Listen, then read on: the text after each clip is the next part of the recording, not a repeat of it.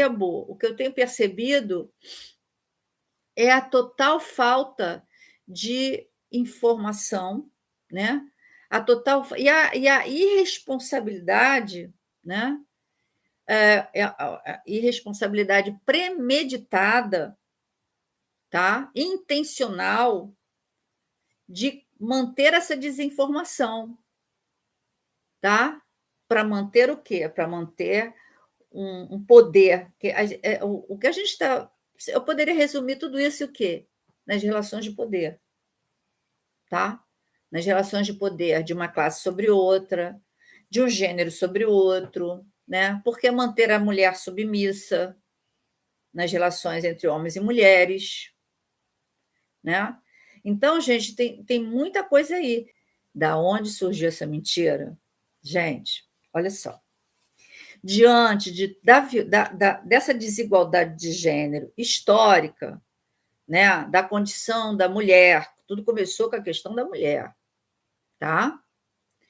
Então, os movimentos sociais foram surgindo, e aí tem muito também da questão da mulher operária, né? Porque o 8 de março, o Dia Internacional da Mulher, em homenagem àquelas mulheres que foram trancadas dentro da fábrica e foram queimadas ali vivas. Está sabendo disso? Pois é. Eu não vou entrar em detalhe, não posso, né? Senão eu me alongo. Então, foram vários e vários relatos, vivência e tal. As pessoas foram, né, se dando conta de que era necessário pensar junto para encontrar uma solução, que a sociedade estava se modificando. Já estávamos aqui no século XX, né?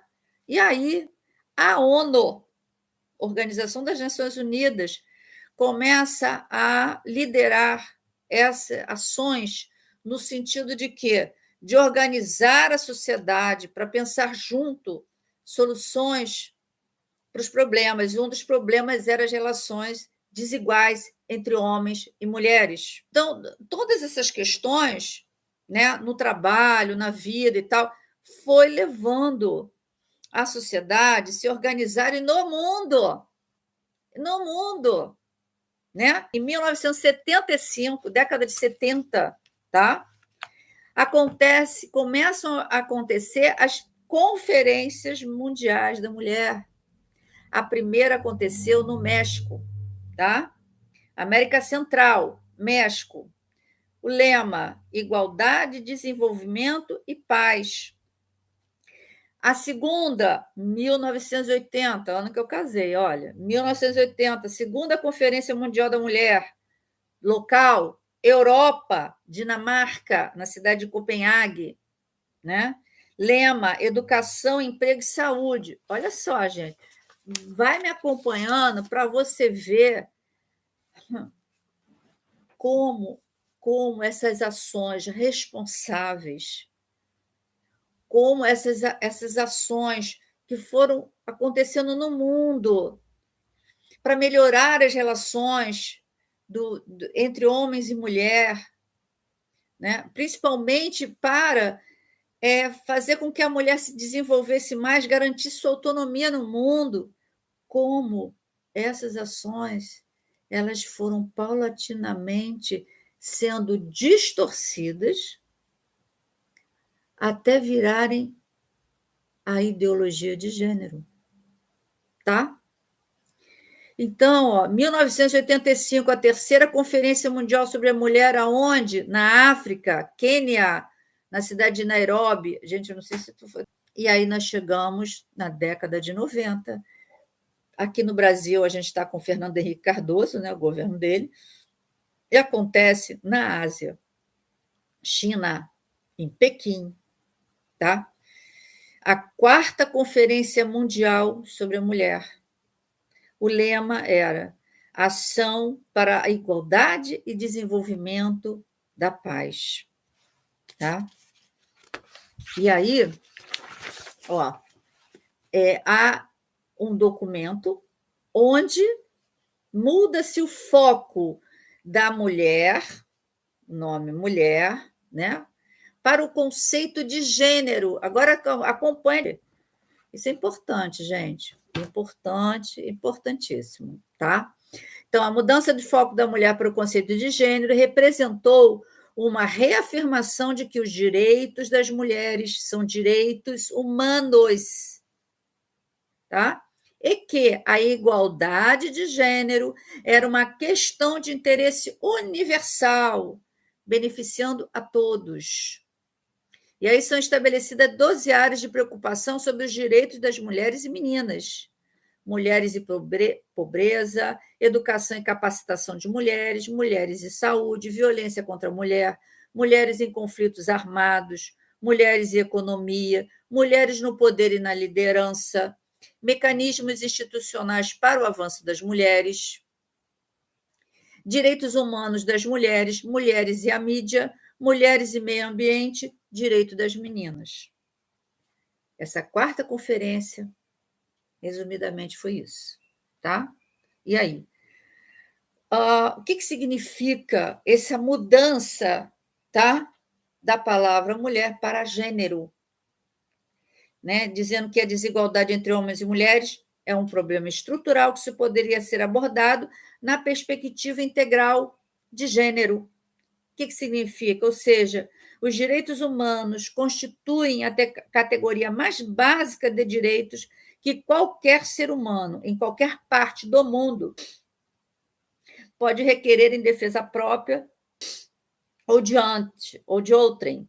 Não há distinção de classe social, cor, gênero, nacionalidade, religião, gênero, né, masculino e feminino, religião, orientação sexual ou de qualquer outro tipo que anule os direitos fundamentais de uma pessoa. Até aí você conseguiu entender? Essa mudança da mulher para uma coisa mais ampliada, que eles chamaram de gênero, dentro do entendimento dos direitos humanos. Tá? A mudança do foco da mulher para o conceito de gênero representou uma reafirmação de que os direitos das mulheres são direitos humanos. Tá? E aí, o que acontece? Aí é que se dá a origem de tudo. O então cardeal e futuro Papa Bento XVI, o alemão Joseph Ratzinger, gente, que é tão falar certo, Ratzinger, se opõe a essa mudança de foco da mulher para gênero, que garante os direitos da mulher. Joseph Ratzinger, que fora da juventude nazista, era o prefeito da Congregação para a Doutrina da Fé, o legítimo sucessor do grande inquisidor, o homem responsável por dar a última palavra em doutrina dentro da igreja. Então, a autoridade máxima, abaixo do Papa. Representante da Santa Sé, percebeu as ações da ONU em defesa da mulher como ofensivas à sua doutrina e indicadoras de uma tendência de subversão dos arranjos familiares tradicionais. Aí está o ponto. Tá? Você vai encontrar essa fala nesse pastor Augusto Nicodemos, tá? Que ele fala, porque a mulher, então, é considerada submissa, que é isso mesmo que as feministas falam, né? A situação de submissão da mulher, aquela coisa toda, né? E aí, tentei fazer uma linha do tempo para vocês entenderem, né? Tá? Em 96, a conferência aconteceu em 95, certo? Em 96, Ratzinger dá entrevista a Peter Seewald, que se torna o livro O Sal da Terra, publicado em 1997. Aqui, O Sal da Terra. Tá? Neste livro, Ratzinger cria o termo ideologia de gênero. Tá? Ele, Joseph Ratzinger, o Papa Bento XVI, cria o termo ideologia de gênero, tá bom? Fazendo crítica à 4ª Conferência Mundial sobre a Mulher, dizendo que, abre aspas, a ideologia de gênero é a última rebelião da criatura contra sua condição como tal. Aliás, em termos de condição, aquela que não se muda, tá? Lembrei agora. Você tem 2 classes, 2 escolas, onde o conde de Estude Tracy diz o seguinte: a diferença entre a classe proletária e a classe burguesa, a elite, né, que ele chama de classe erudita, são diferenças que não se pode mudar, que ninguém tem o poder de mudar. A classe proletária foi feita para trabalhar. E só. Agora, para a classe, os filhos da classe da elite, da burguesa, esses estão destinados a governar, a estudar. Gente, as coisas não são do nada, né? Uma condição como tal. Com ela, o homem moderno busca se libertar mesmo das exigências de seu próprio corpo. E aí ele já está dando a entender exigências do seu próprio corpo, a questão que a gente também vai falar da orientação homossexual, né? Das questões de diversidade sexual e de gênero, como se a pessoa tivesse realmente condições de escolha, né? Homossexual. Ele se considera um ser autônomo que se constrói, uma vontade pura que se cria e se torna um Deus para si mesmo. Então, o discurso de Heidegger, ele desvirtua totalmente o sentido dos estudos de gênero e da luta por direito das mulheres, tá? E aí, gente, a gente tem que pensar, afinal de contas, nós estamos a poucos dias das eleições presidenciais, onde a gente vai escolher a continuação do governo Bolsonaro, o que esse governo significa para a sociedade caracterizada pela diversidade, ou o governo do Lula, que nós já conhecemos de 2003 a 2011, se não me engano, né? 2011. O que a gente vai decidir? Quem está entrando aqui e participa comigo, né? Eu sei que já decidiu, como eu, né? Porque então, assim, aí você tem as leis, porque quando você escolhe um presidente, e aí você tem está lá no Ministério da Educação, Ministério da Economia, Ministério da Fazenda, Ministério do Meio Ambiente, você vai ver lá as políticas que cada presidente sancionou, tá? Para esses setores, né? O Ministério da Educação, né? Então, o presidente tem que sancionar. E aí, o que significa isso? Quando eu escolho Bolsonaro, porque eu defendo a família, a pessoa que escolhe Bolsonaro, porque defende a família, essa pessoa tem que ter a plena consciência de que ela quer excluir, apagar da sociedade brasileira, né, toda a sua diversidade. Toda a sua diversidade. Inclusive, esse pastor Augusto, ele dá como solução as crianças, aos pais colocarem suas crianças em colégio, por conta da ideologia de gênero nas escolas públicas e algumas particulares, ele dá a solução de colocar os seus filhos em escolas confessionais evangélicas. Pode ser uma boa opção. Só tem um problema: é um mundo à parte. É um mundo à parte. Mas você não tem como fazer um país um mundo à parte. Só se você matar todas as pessoas. Nós estamos falando de exclusão aqui. Não é? Isso é muito sério. Nós estamos falando aqui de exclusão. Eu estou falando aqui de familiares, de amigos, de vizinhos, de colegas de trabalho, né, que apoiam a exclusão. Não é só social, não, é pela violência também, né, dessa diversidade que nos é caracterizada, entendeu? Então, você pode criar comunidades, isso você pode, mas você não pode, não tem como, né, você me apagar, só fisicamente. Olha o que está em jogo. Primeiro, essas pessoas estão negando a existência, a realidade deste país. Por isso que são chamados de negacionistas, né? Entendeu? Então, olha,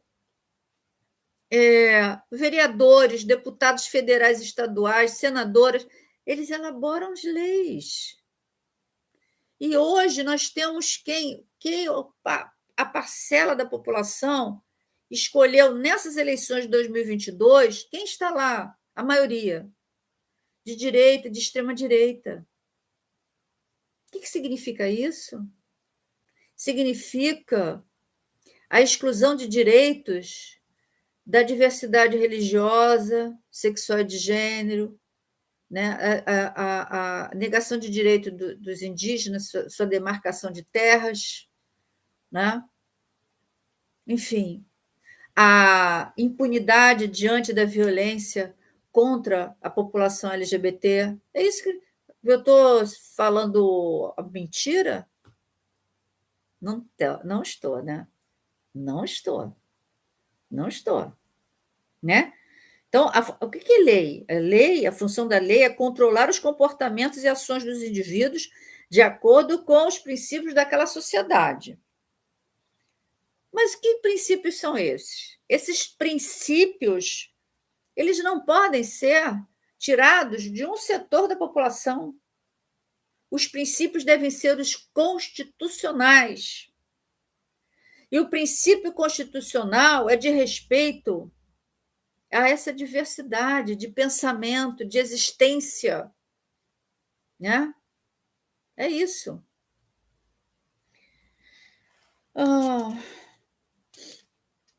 E essa questão da lei é tão séria, olha. No âmbito do direito, a lei é uma regra tornada obrigatória pela força coercitiva do poder legislativo.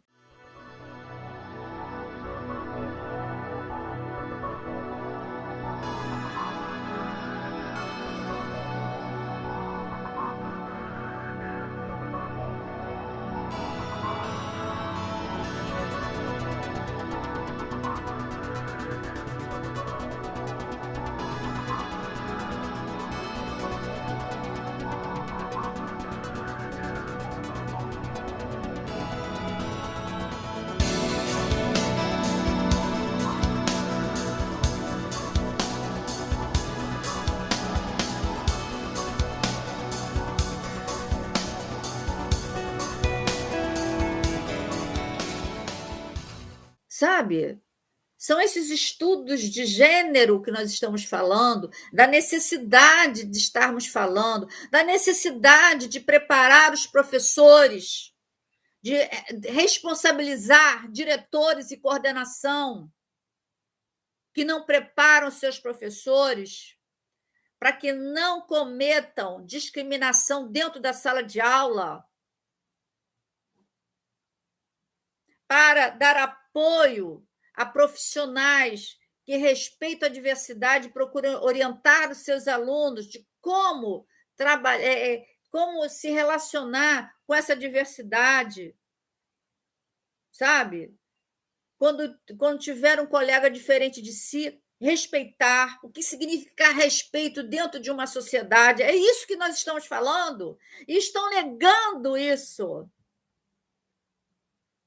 É isso que Bolsonaro quer. E eu aqui já vou falar da questão da pedofilia, né? Quando você impede a escola de preparar seus professores para saber como dentro das aulas de biologia, dentro das aulas de ciências humanas, né? Como orientar esse adolescente, né, para ele não ser vítima da pedofilia. Então, quando se nega o exercício da profissão de educador dentro de uma escola, e esse professor ele tem que ser muito bem preparado para que não haja exageros, para que não haja erros no seu discurso, na sua abordagem, claro, isso aí é claríssimo, né? E se aquele professor não se sente preparado para abordar o tema, que ele não o faça, mas também que ele seja orientado a respeitar o seu aluno, tá? Preparar as famílias. Quantas famílias sofrem a pressão, porque muitas são evangélicas e têm um filho, uma filha LGBT, e aí sentem vergonha. Então, o papel da escola trabalhando com essa família para mostrar que seu filho e sua filha é um cidadão, uma cidadã que tem o direito de existir. Isso é estudo de gênero, que foi desvirtuado, né? Pensa comigo, tá?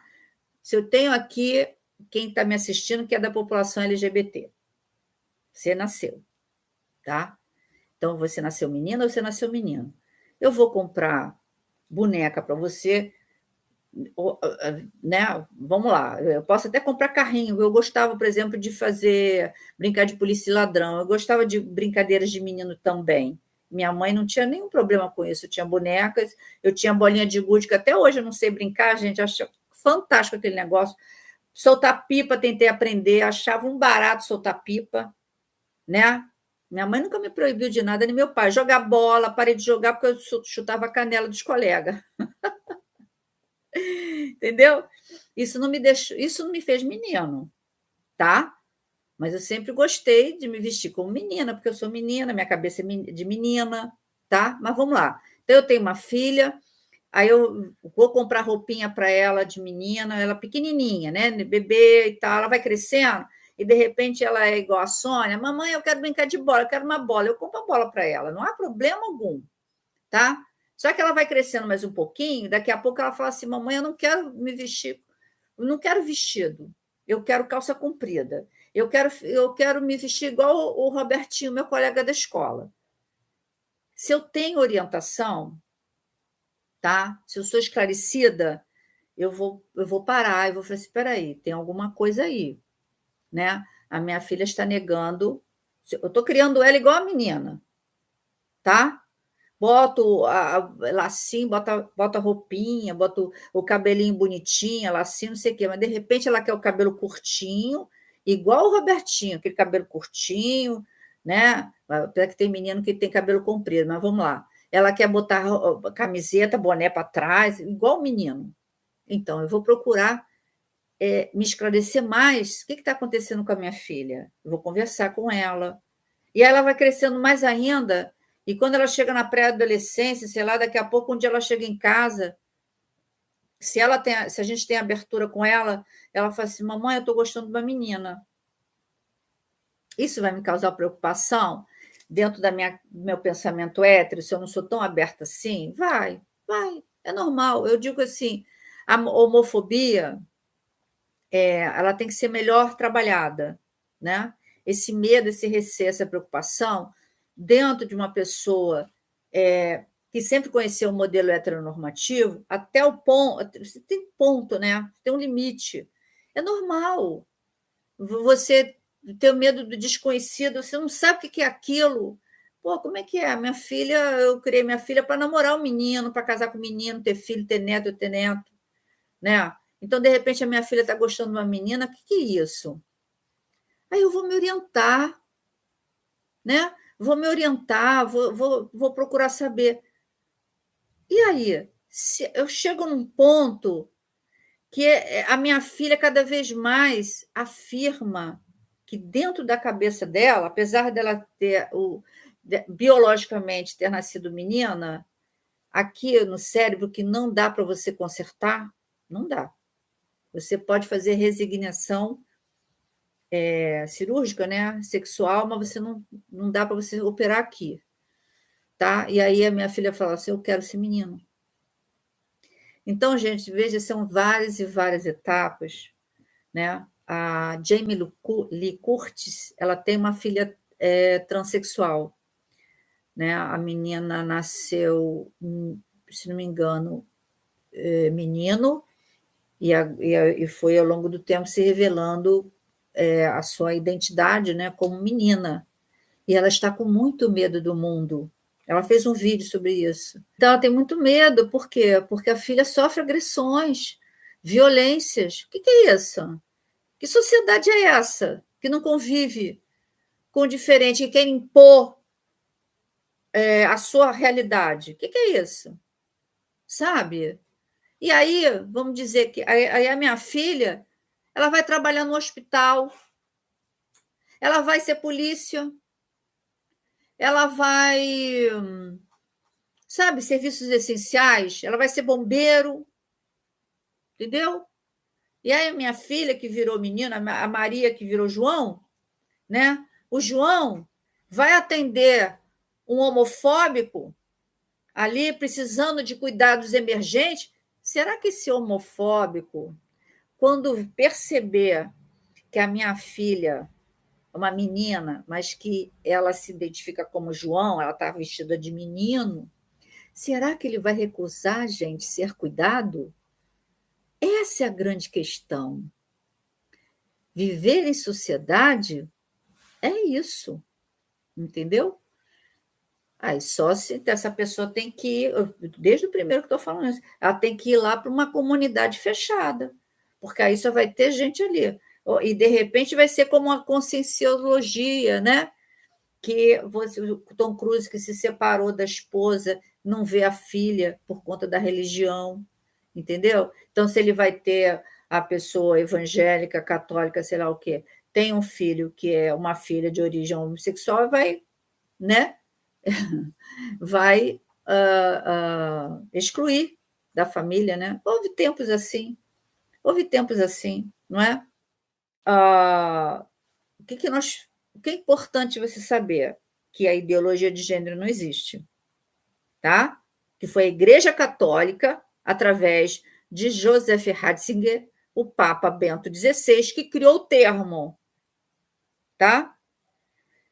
Tentando destruir um trabalho que foi feito pela ONU a partir de 1975 para melhorar as condições da mulher, entendeu?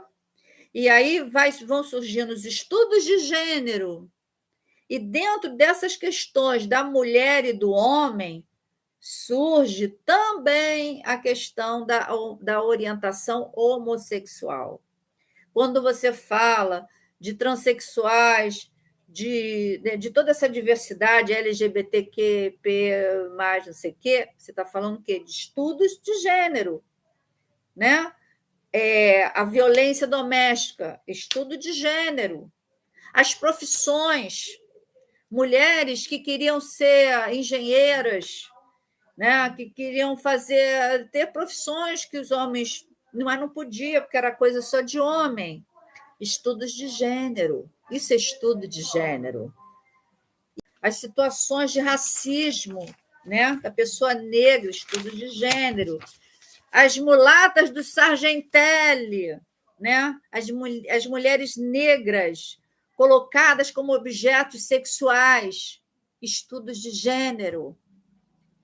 Estudos de gênero, tá? E aí você tem em 2007, aí vai, a partir do Ratzinger, aí vai havendo a apropriação do termo, da distorção, tá?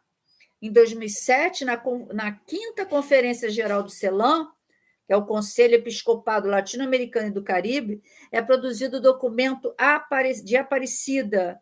Nesse documento, novamente, eles reafirmam o termo de Ratzinger, ideologia de gênero, que não considera diferenças dadas pela natureza humana e tem provocado modificações, dizendo que a ideologia de gênero não considera diferenças dadas pela natureza humana e tem provocado modificações legais que ferem gravemente a dignidade do matrimônio. Qual é a dignidade do matrimônio?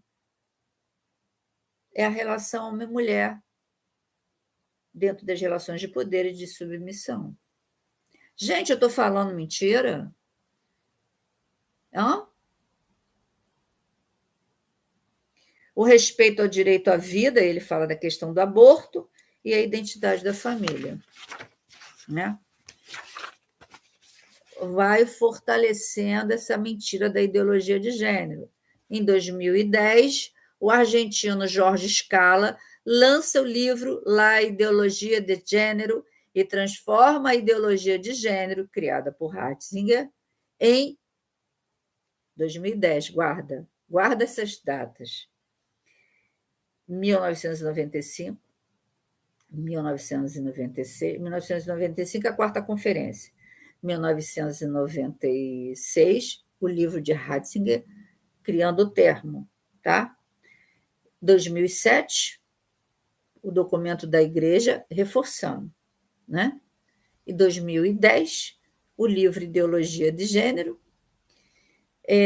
tornando, aí sim, 2010, tornando essa distorção, tá? Chamada ideologia de gênero, instrumento político de esquerda. Aí foi. Aí começa já na dimensão da política, quer dizer, reforçando, né?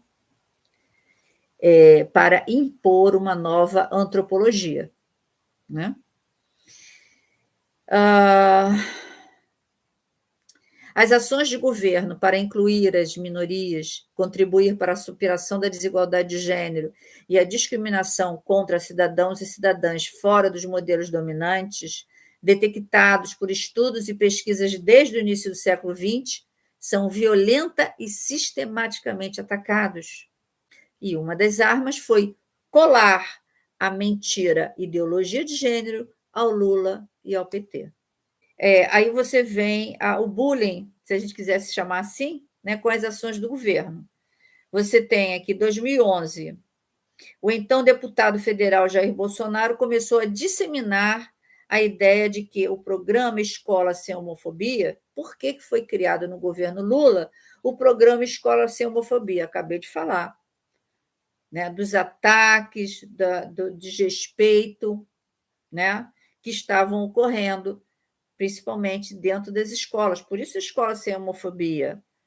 Porque os movimentos sociais, o quê? Começa a dar visibilidade ao movimento feminista, o movimento negro, o movimento do MST, movimento dos sem terra, tem o movimento também dos sem teto, né? Esse eu não conheço muito bem, eu sempre esqueço de falar. Né? Esses movimentos dentro da sociedade, os movimentos sociais, eles vão o quê? Fazendo pressão para que a sociedade os vejam. Tem um movimento indígena, né?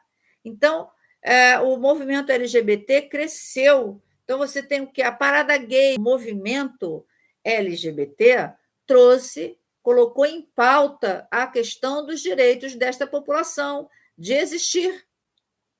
O direito à herança, o direito ao casamento civil, o direito a ser pais, porque são cidadãos e cidadãs que têm seus direitos garantidos pela Constituição Federal de 1988, tá? Então, 2016, Bolsonaro... deixa eu terminar aqui. Então, ele fala do kit gay, isso em 2011, tá? E que teria o objetivo de sexualizar crianças e adolescentes. Olha como a coisa vai crescendo até Damares.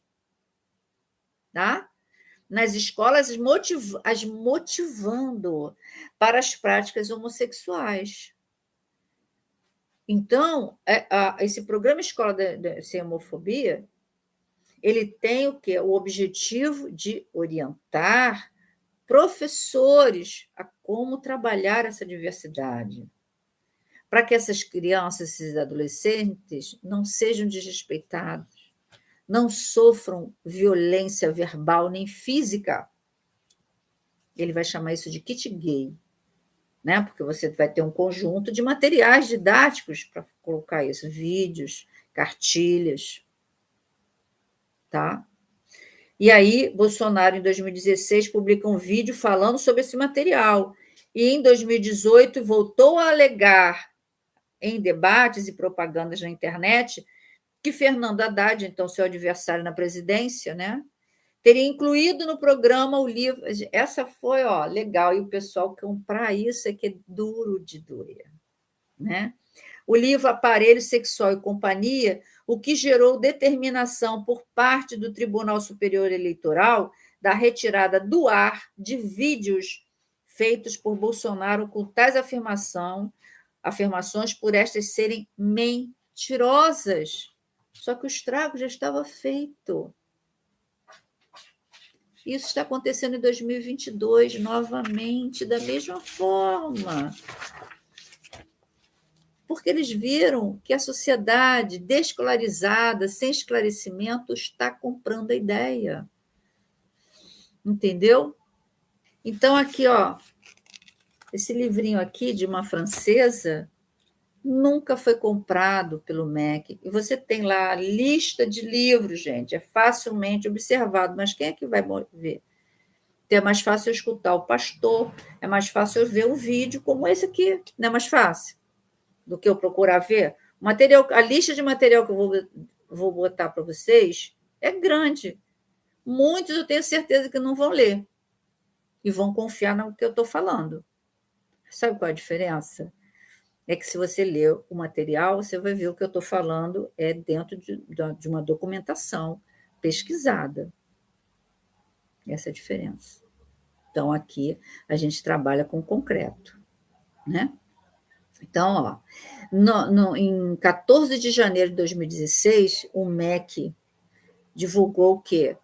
Em nota, que não produziu e nem adquiriu ou distribuiu o livro Aparelho Sexual. Então, o Tribunal Superior Eleitoral já tinha colocado, né, como aquilo foi uma mentira, que ele colocou em rede nacional, em entrevista no Jornal Nacional.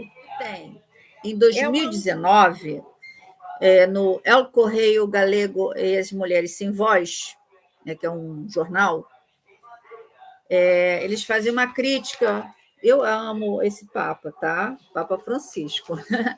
Mas eles fazem para você entender como as pessoas vão reagindo às coisas que são feitas, né? A gente está falando aqui de desigualdade de gênero, das desigualdades nas condições entre mulheres e homens. Eles colocaram o seguinte: séculos se passam e a imagem mais característica da Igreja Católica, lembra do que Ratzinger falou, o Papa, reunido com seus cardeais, só homens, né, permanece ancorada no passado. Não é uma concessão aos ventos feministas modernos que abalam as sociedades do mundo civilizado. Como é possível que a Igreja Romana possa decidir, no século XXI, todas as suas perguntas sem sequer ter a voz de uma mulher?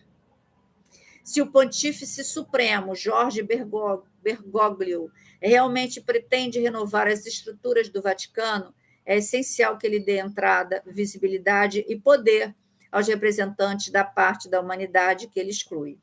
Infelizmente, é a realidade.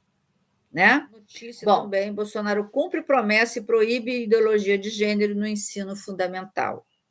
Em anúncio feito no Twitter, Bolsonaro afirma que o projeto pedido ao Ministério da Educação visa o princípio da proteção integral da criança. Ele anuncia nessa terça-feira, né, que encaminhou uma determinação para o MEC solicitando a criação de um projeto de lei que tenha como objetivo proibir o ensino de questões relacionadas à ideologia de gênero. Criou-se uma mentira que foi virando realidade paralela. Então, olha, aqui você tem o processo de construção da mentira, né? Você tem a 4ª Conferência Mundial sobre a Mulher, onde se fala de gênero, né? E como esse gênero, por que foi criado esse gênero, tá? Aí você vem o Joseph Ratzinger e cria o termo ideologia de gênero, fazendo crítica à quarta conferência, tá? Aí começa o pânico moral, porque essa quarta conferência estaria indo contra a família tradicional, a condição da mulher tradicional, tá?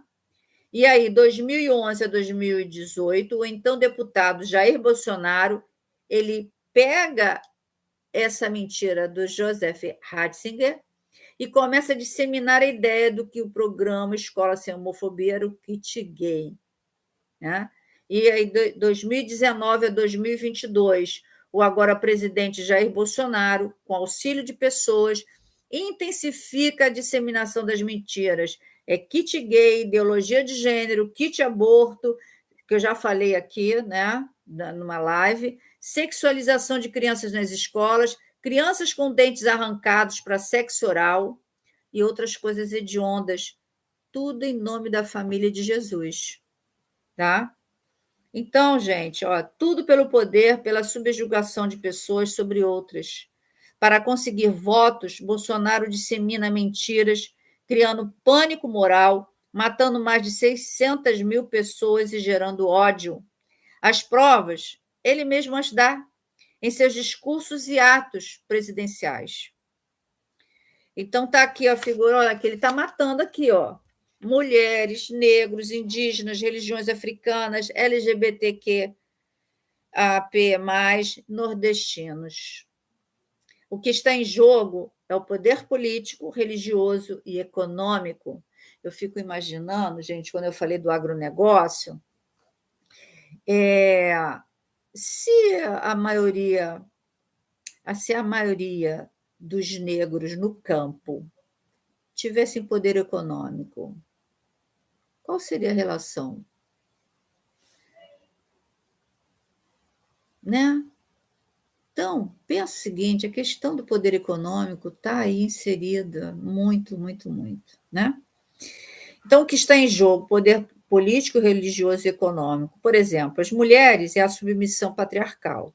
Negros, subalternização proletária, apropriação dos quilombos, tá? Apropriação dos quilombos, tem as terras aí, né? Indígenas, apropriação das terras, o minério debaixo da terra, né? Religiões de origem africana, extinção.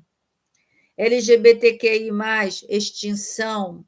Nordestinos, xenofobia regional e subalternização proletária e o domínio total da classe proletária. É isso que está em jogo. É isso que está em jogo, tá? Bom, aqui você tem os dois pastores, tá? Aqui, ó, só esse pastor. Então, olha aqui. Tudo pelo poder, pela subjugação de pessoas sobre outras. Para conseguir votos, Bolsonaro conta com apoio de pastores evangélicos para disseminar mentiras de forma odienta. Criaram um pânico moral, fazendo as pessoas votarem em Bolsonaro, seguindo seu discurso de defesa da família. Alguns, como Silas Malafaia, não são tão piores como Augusto Nicodemos Gomes Lopes, pelo refinamento. E distorce o sentido de gênero, usando a mentira da ideologia de gênero, se apropriando de estudos sérios. Ele fala em Simone de Beauvoir, ele cita vários, né? E distorcendo tudo que eles falaram. Entendeu? Ele coloca o seguinte, o Augusto Nicodemos, a ameaça para os cristãos. 4. 1. As diferenças sexuais naturais criadas por Deus de acordo com a Bíblia, ele fala do sexo biológico, né? A mulher e o homem, são abolidas. Você pode se reinventar. Você pode se reinventar. Então, eu, Sônia, tá? Eu quero ser homem. Eu quero ser homem. Eu vou querer me